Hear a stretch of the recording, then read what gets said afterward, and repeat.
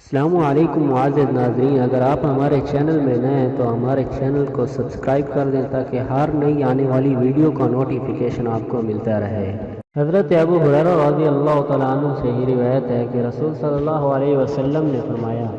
اگر میرے پاس احد کے پہاڑ کے برابر سونا ہو، مجھے یہ بات پسند آتی ہے، مجھ پر 3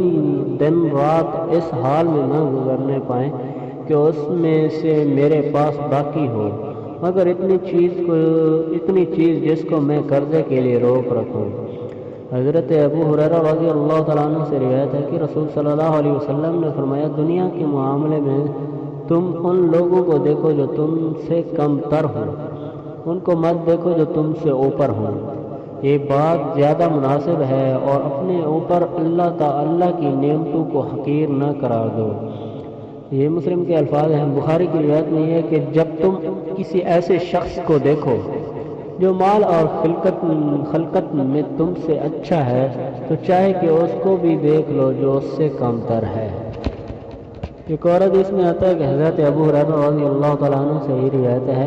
کہ نبی اکرم صلی اللہ علیہ وسلم نے فرمایا،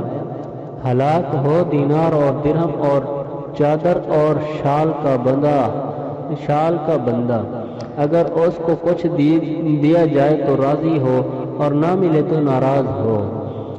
ایک اور حدیث میں آتا ہے کہ حضرت ابو ہریرہ رضی اللہ تعالیٰ عنہ سے ہی روایت ہے کہ میں نے اہل صفا میں سے 70 آدمی ایسے دیکھے جن میں سے کسی ایک کے پاس بھی اوڑھنے کی چادر نہ تھی، یا تو تہبند اور یا چادر جسے وہ اپنی گردنوں میں باندھتے۔ ان میں سے بعض کی چادریں نصف پنڈلی تک پہنچتی اور بعض کی ٹخنوں تک،